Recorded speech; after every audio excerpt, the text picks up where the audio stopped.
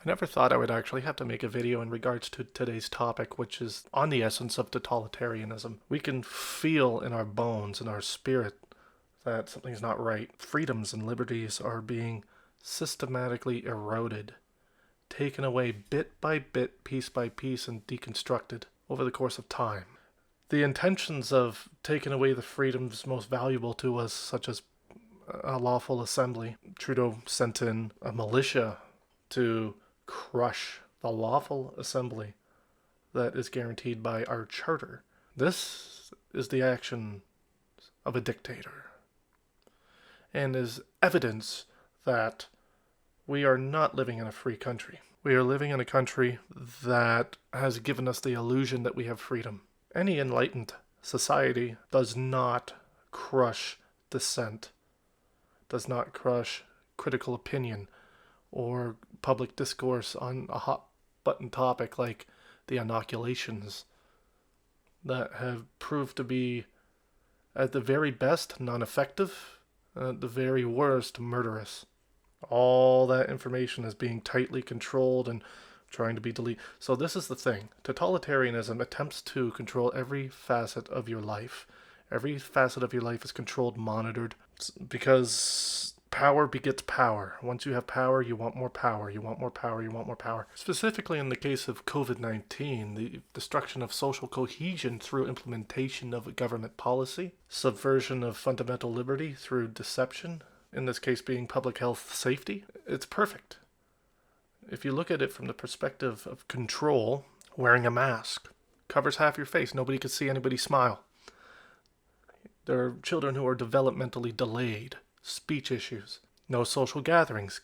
Concerts are canceled. Social clubs are canceled. You can't go see. They strongly advise you not to go see your family at Christmas. You might get old grandma sick. Well, believable if it's the case that this is the truth. Sometimes, no, this is a fundamental aspect of freedom. With freedom comes uncertainty. They don't like that. They want everything to be certain. So the destruction of social cohesion through mask mandates, public gathering policies, staying 6 feet apart. You can't even hug people or shake their hands or anything. A complete destruction of social cohesion through the guise of public health safety. The manipulation of public support via propaganda through media. Every media outlet, except for very small independent ones, are controlled and funded by the people who are pushing the agenda of 2030, which is World Economic Forum agenda. Notice that any news reporting on the inoculations, at the end, it would be sponsored by Pfizer, blah, blah, blah, whatever. Trust no media outlet. Assume every inlet of information has an ulterior motive at its foundation. Never trust the media or government with anything. And then always say less than necessary, because of course they're going to target people who are outspoken and against the great agenda. Therefore, it would be wise for people to stay under the radar in terms of goes against the grand narrative, which is the Great Reset. The methodology for compliance in regards to this new totalitarian takeover is 3 fundamental steps. They can get you to do it voluntarily. If you don't do it voluntarily, they can not coerce. They can bribe you into doing it by, you get a $100 gift card. Or they can coerce you into doing it by saying you won't have a job if you don't get the inoculation. I'm pretty certain that a lot of people don't want to be homeless.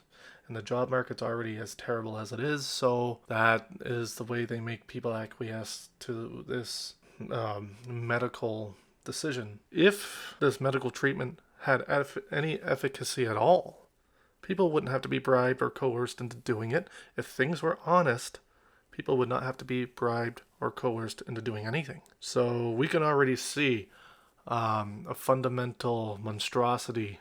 Medical ethics have been egregiously subverted. I think Pfizer has just come out with their first report of the information in regards to the BioNTech inoculation that they developed. And I believe it was reported that there were significant number of expected adverse reactions from the inoculations. And for the death rate in regards to these has climbed through the VAERS reporting system to about, 27,000 now deaths as a result from the inoculations. So yeah, something really monstrously evil is occurring right now. People are dropping dead of heart attacks. People are having strokes. The very, very weird and questionable push for go get your HIV test done. Why in the hell would I have to go get that done? I don't do drugs. I don't even have a girlfriend. I don't have sex, so why in the hell would I need to go get that test done? Unless they're pushing for the inevitability that some people will develop immune system disorders as a result of the inoculations. Almost said the bad word. So, anyway, totalitarianism. What does this have to do with totalitarianism?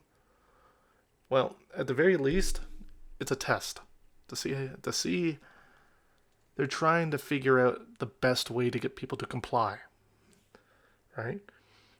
So that when something really does come out that is going to turn the public against them, they will have those tools necessary to implement immediately. Surveillance and data mining. So I recently watched a video where a protester was driving towards a border, and he had his inoculation pass on his phone, and he approached the border terminal where he whipped out his phone to show the passport, and they had already scanned his phone. They already knew who he was, what gate he was approaching, etc. So they have the technology already implemented at the border for those purposes, and these purposes are nefarious. I also overlooked a concerning thing in regards to Trudeau implementing inoculation requirement for employment, meaning he's trying to change it so that you have to be inoculated in order to work. Insanity, complete insanity. So surveillance is a big thing. Everybody has a little. If you've ever read Orwell's 1984, there's a piece of technology in that novel which is referenced as the telescreen, where in your home there's a big TV in the wall, and it watches you at all times, and you can't turn off the propaganda. You can only turn it down. Well, we have these things in our pocket right now. It's called a cell phone. It can record everything you do, as in most cases 2 cameras, and Canada has already been blasted for surveilling, everyone who has a cell phone to track their movements during the pandemic. This does not go down under a democratic liberal, not politically liberal, but ideologically, a liberty, under Enlightenment liberal values. This would never be okay. This would never be okay. It's deceptive. It's dishonest. The Canadian populace should really have lost all faith in their government at that point. You're spying on me? That's an element of totalitarianism, being monitored and surveilled. Data mining is also another method of controlling propaganda, meaning they'll mine the data, they'll see your proclivities, whatever they may be, and they'll tailor propaganda to try and divert your capacity for yourself, your individualism, to go in line with their agenda. Isn't it funny as well that as soon as COVID had the narrative dropped, a new one popped up called War in the Ukraine. Please, spare us. You have to be more intelligent than that.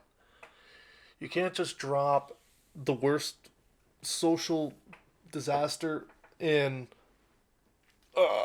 recent history and then prop another humanitarian disaster up as like a war. It's just like the day after the frickin' COVID stuff dropped. Oh, Russia invade Ukraine. Please, please, ridiculous. Technology is being used like a net, like to, and it's going to be an ever increasing infringement on your personal liberty and agency. Because there have been discussions from Klaus Schwab talking with some guy, I forget, where he was describing in alarming detail the intentions of microchipping, meaning it'll be on your clothing first, then it'll be under your skin, and then in the future it'll be in your brain. Like, that's an insane thing. But yeah, that's for surveillance and total control, hence totalitarianism. I expect that whenever the invasion has run its course, they're going to be they're going to propagandize climate change like no tomorrow. The aspect of turning off oil and gas, you see gas prices skyrocketing, oil prices skyrocketing. This is on purpose, to phase out gas and bring in green energy, which does not have nearly enough potential to actually run a country, let alone, do anything useful besides power up your computer for a few hours, because solar panels suck. Or wind energy these things don't provide nearly the amount of energy needed to run a nation. The infrastructure is not in place. So you can't just make gas and petroleum obsolete. You're going to destroy society. The economy is going to come to a halt. You see Russia's economy dropping off a cliff. The Canadian dollar is... You go to the gas pumps, you're paying like $100 to fill up your freaking gas tank. Come on. And it falls right in line with their agenda. Because if you make housing unaffordable, then you make oil and gas unaffordable. Nobody's going to be able to, nobody's going to own a car. Nobody's going to own a house. All that stuff is stopping. And one of their mottos is, you will own nothing and be happy. And we could see everything starting to fall in place with that, and it's only been a couple of years. What can we really do about it? If they continue with taking away our freedoms and people just happily dance by unaware, then eventually it'll be something irrevocable. A line has to be drawn, whatever that means. A line has to be drawn. You can't peacefully protest in Canada now unless it's in line with the agenda, which means you can't peacefully protest. People smarter than me